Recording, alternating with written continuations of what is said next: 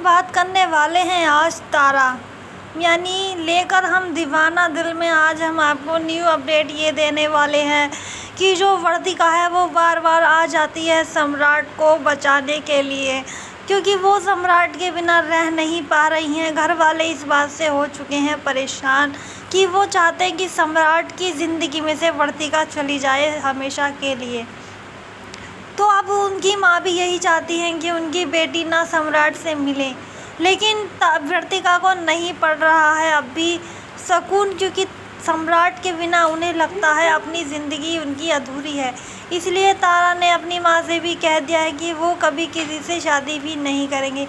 हालांकि आगे अपडेट में ये देखा जाने वाला है कि वर्तिका और सम्राट की जो शादी है वो होने वाली है, क्योंकि जो उनकी पहली वाइफ है उनसे उनका कोई रिश्ता नहीं है। उन्होंने सिर्फ अपना नाम ही उन्हें दिया है, इसीलिए वो उन्हें पत्नी का दर्जा अभी तक नहीं दिया है, ना ही उन्होंने कभी उनसे शादी की है। ये सारी बात से अनजान है घर वाले, लेकिन ये सच उर्मी को पता है बहुत अच्छे से, इसलिए उर्मी नहीं जता पाती है सम्राट पर अपना पूरी तरह अधिकार। तो हालांकि अभी आपने ये देखा है कि तारा जो है वो सम्राट के घर पर आ चुकी हैं आधी रात में।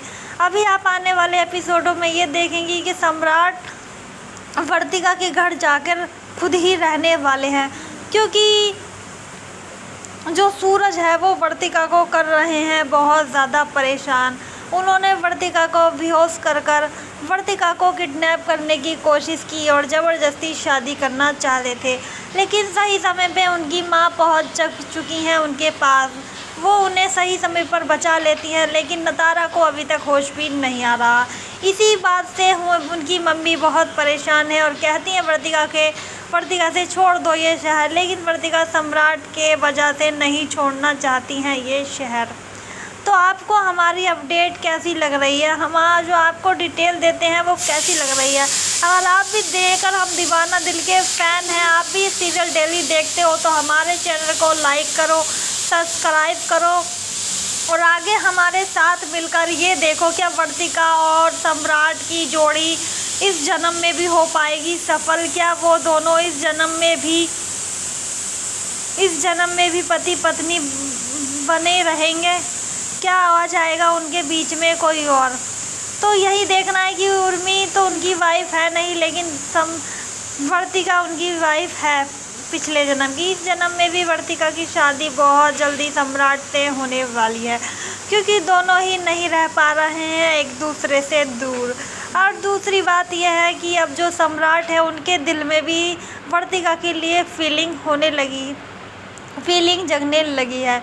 वही सूरज का है बुरा हाल, क्योंकि वर्तिका ने बिल्कुल कर दिया है इनसे शादी के लिए इनकार, क्योंकि ये पिछले जन्म के उनके कातिल हैं।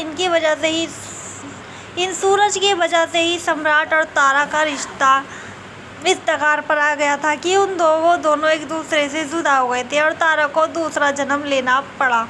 तो इसी वजह से अब तारा ने तोड़ दिया है सूरज से अपना रिश्ता हमेशा के लिए, क्योंकि वह पिछले जन्म का उसका दुश्मन है। तो अभी अब जो है सम्राट तारा को फुल सपोर्ट करने वाले हैं, क्योंकि इन्हीं के घर में रहकर इनका रखेंगे ध्यान और दोनों के बीच में होने लगेगी नज़दीकी एक तरफ से।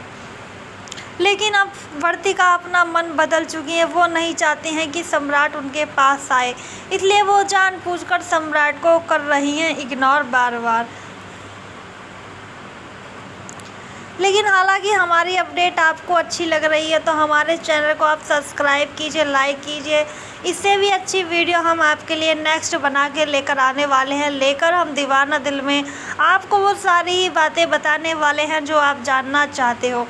तो अभी लेकर हम दीवाना दिल में आपको सम्राट और वर्तिका की जोड़ी कैसी लगती है। हालांकि लोगों के सामने काफ़ी मुसीबत खड़ी होती रहती है, लेकिन ये फिर भी हर मुसीबत का सामना दोनों साथ मिलकर करते रहते हैं। जैसे कि आपने देखा था कि बिच्छू